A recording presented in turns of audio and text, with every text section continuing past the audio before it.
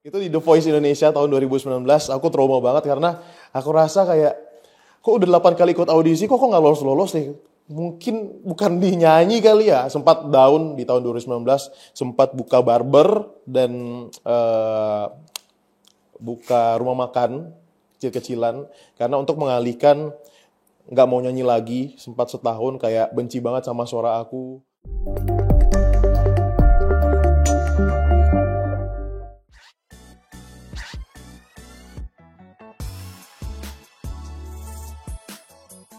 Nah, kalau Putus Cinta mungkin ini lebih ke universal ya. Tapi kalau dari sisi aku sebagai pencipta lagu Bisakah ini, lagu ini bercerita tentang orang yang udah nggak akan pernah bisa balik lagi. Gitu. Artinya lagu ini diciptakan untuk orang yang udah meninggal karena lagunya bercerita tentang kayak aku pernah kehilangan seorang ibu yang apapun yang akan aku lakukan, aku akan bisa lakukan asalkan ibu aku bisa balik lagi, tapi nyatanya udah nggak bisa. Seperti itu. Kayaknya semua lagu aku deh tercipta karena dari kisah almarhum ibu aku deh.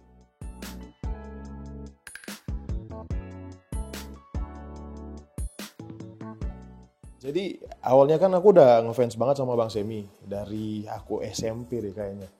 Terus ada satu momen aku kalau nggak salah di Surabaya, aku pernah jadi backing vokalnya Bang Semi as a band dari weddingnya. Aku penyanyi penyanyi wedding dan Bang Semi jadi bintang tamunya waktu itu. Nah, pada saat itu Bang Semi masuk jadi guest star, aku jadi backing vokalnya. Tapi bukan backing vokal bawahnya dari Bang Semi, tapi backing vokal dari weddingnya. Dan terjadi 2 kali. Cuma saling sapa doang aja, nggak sampai ketemu ngobrol-ngobrol, cuma profesional nyanyi aja. Tapi udah ngefans banget dari SMP deh, aku udah ngefans banget dan akhirnya aku punya satu lagu yang awalnya aku pikir lagu ini bakal dibuat solo. Terus aku bilang kayaknya ada part yang aku bakalan rubah, yaitu di bagian bridge yang harusnya ini dinyanyiin oleh sang Semi Simorangkir, Bang Semi Simorangkir. Dan dikontak lah sama manajer aku, akhirnya Bang Seminya mau, kita ketemu, terus dengerin demonya, Bang Semi langsung suka, udah langsung aja gitu. Sebenarnya lagu ini udah jadi dari tahun lalu, 2024 bulan November. Desember aku minta untuk diajak untuk berkolaborasi. Akhirnya manajer aku hubungin manajernya Bang Semi mau ketemu di bulan Desember, akhir Desember. Terus akhirnya kita bikin video klip di bulan Februari. By the way, lagu ini sebenarnya bakal rilis 2 Februari. Tanggal aku rilis, cuma karena aku ada bertepan ada lagu rilisan lain yang akhirnya kita undur sampai akhirnya di bulan Mei kemarin kita rilis gitu. Kalau ketemunya sih prosesnya nggak lama karena kita cocok-cocokin jadwal aja.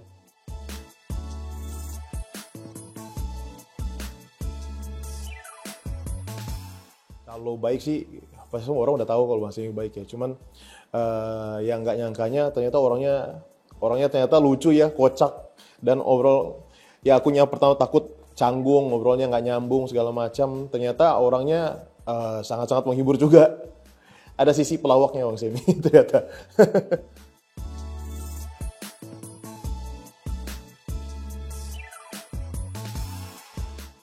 Kalau konsep ide dari single pertama aku kayaknya aku yang bikin semua storyline-nya, terus cara pengambilan kameranya. Jadi gambar-gambarnya mau seperti apa, ceritanya, modelnya seperti apa, nanti akan ada apa di video klipnya, aku yang susun semua. Gitu. Dibantu aja sama tim-tim videografer aku. Untuk lagu Bisakah sangat-sangat cepat karena kali ini aku bekerja sama Timothy dan kebetulan orangnya sangat-sangat cepat yang edit video. Jadi apa yang ada di isi kepala aku semua bisa kayak tersampaikan dengan benar. Jadi di lagu Bisakah ini dan video klipnya ini adalah salah satu video klip yang paling sesuai dengan ekspektasi yang aku punya. Gitu.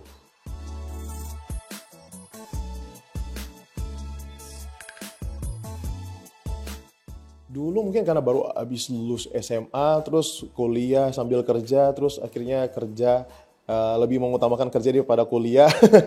Akhirnya aku memilih kayak lebih cocok untuk cari duit kali ya.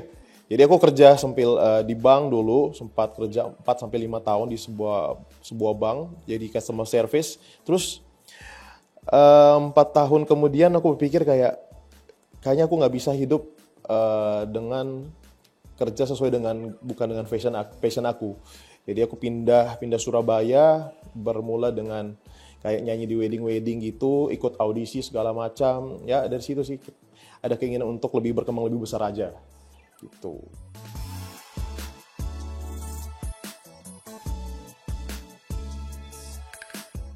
Kayaknya udah mendarah daging dari keluarga kali ya, karena hampir semua keluarga musisi, termasuk mama aku seorang penyanyi. Jadi mama yang ngajarin aku nyanyi dari SD. Jadi tahu pengen bisa jadi penyanyi itu dari SD sudah kelas 6 SD. Kalau orang lain kan ditanya, gurunya nanya, kamu besar mau jadi apa? Jadi pilot, jadi dokter, jadi guru. Kalau aku ya beda sendiri, jadi penyanyi. Jadi dari SD udah tahu bakal jadi seperti apa. Gitu. Beda sendiri.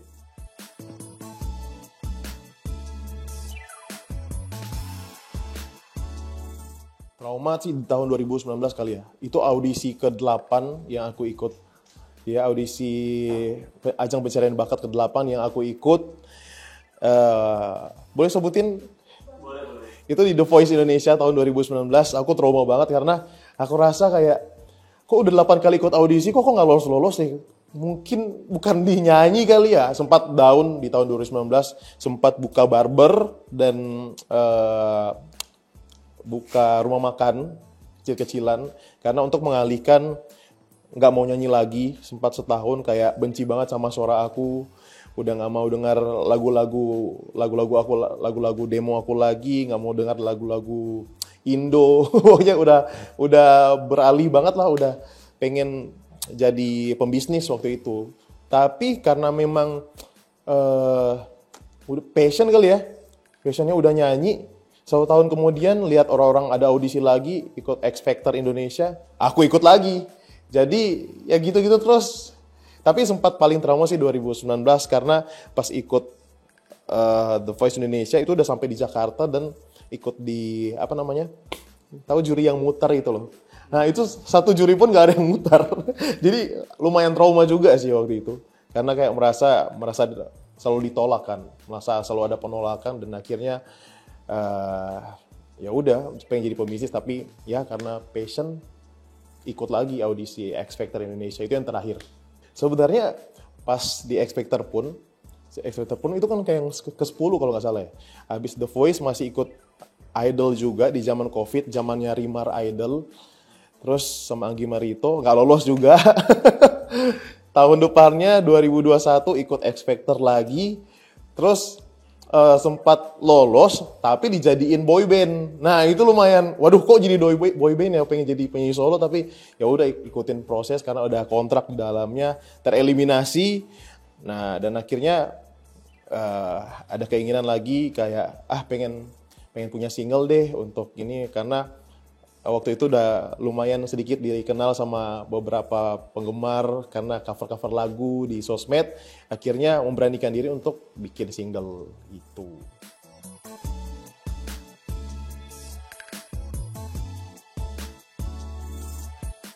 Jadi lagu Bertahan Terluka itu udah jadi dari bulan Agustus, kalau nggak salah Agustus Oktober 2021. Pas aku lagi audisi X Factor Indonesia. Jadi pas lagi audisi aku dengerin ke teman-teman ini, peserta lain, bagus gak sih lagu aku gitu. Makanya aku bilang aku agak sedikit kecewa ketika dijadiin boyband waktu itu. Karena aku pikir ya aku gak bisa rilis lagu ini dong kalau misalnya dijadiin boyband. Nah untungnya nggak lolos dan akhirnya rilis. Pas tayangan aku di salah satu audisi itu aku tereliminasi, besoknya aku rilis teaser dan orang-orang masih ada euforia untuk pengen nungguin single aku. Jadi ya prosesnya lumayan gampang menurut aku ya, karena udah dari TV ke orang-orang udah kenal aku sebagai penyanyi gitu loh. Akhirnya mereka nungguin. Jadi prosesnya lumayan gampang sih menurut aku ya. Jadi proses dari pas rilis dari tanggal 2 Februari ke 22, jadi nggak sampai sebulan lagu itu ternyata dikenal sama banyak orang, dan perasaannya pasti kayak, wah Tuhan, akhirnya akhirnya punya lagu yang dikenal sama banyak orang. Siapa sih yang nggak mau seperti itu? Cuman kembali lagi, menjadi hits di satu single kan bukan jadi apa ya, malah jadi PR yang berat untuk ke next singlenya. Aku harus ngapain lagi nih? Jadi semua udah aku planningin dari single pertama ke single kedua, aku harus ngapain, aku udah terencana sih. Yang pasti seneng banget, bersyukur. Cuman karena aku indie label, jadi masih bingung banget soal industri, dan aku baru pertama kali juga pindah Jakarta pada bulan Februari itu pas mau rilis, aku baru pindah Jakarta, jadi masih bingung industri itu seperti apa, dan nggak tahu sebenarnya. Cuma feeling so good aja, 3 bulan lagi aku harus rilis single baru, itu si Rumah Singgah, seperti itu. Jadi ya kendalanya karena ini label, aku bukan anak dari label yang besar, jadi aku semua serba mikirin sendiri, dibantu sama teman-teman juga. Itu aja sih kendalanya, karena bingung mau ngapain sebenarnya.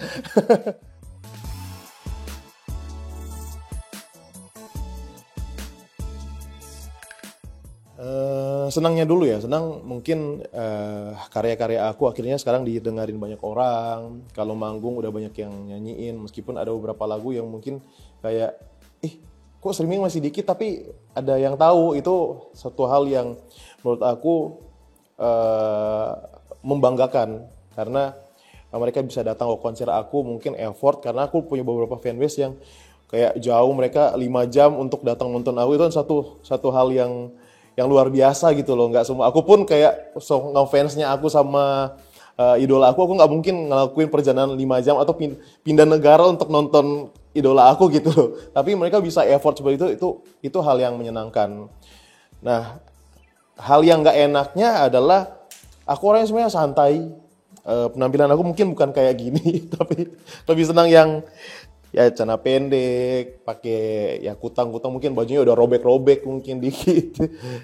Bajunya udah busuk segala macam. Tapi kalau jalan kemana-mana kan tetap ada yang, Kak Fabio ya, foto segala itu, hal yang mungkin bikin aku sedikit nggak nyaman kali ya. Kadang pengen ya sekedar ke minimarket dengan baju santai, ada yang kenal dengan keadaan yang lusuh, busuk kayak gitu. Itu kan semua harus ini kan tetap ke expose ke media sosial, yang beberapa kali kayak, ternyata aslinya Fabio kayak gini ya gitu. Jadi kayak omongannya nggak ada yang nggak enak aja gitu loh. Sering. Sering banget, karena aku suka nggak sadar, kadang aku merasa aku public figure setelah aku naik di atas panggung. Setelah turun panggung aku merasa aku orang biasa aja. Jadi nggak merasa aku itu public figure, aku nggak kenal siapa si Fabio Asher ini. Jadi pengen ya santai aja sebenarnya, kayak teman-teman sekarang ya di sini. Soalnya aku pengen lebih jadi orang di belakang layar sebenarnya. Halo, aku Fabio Asher.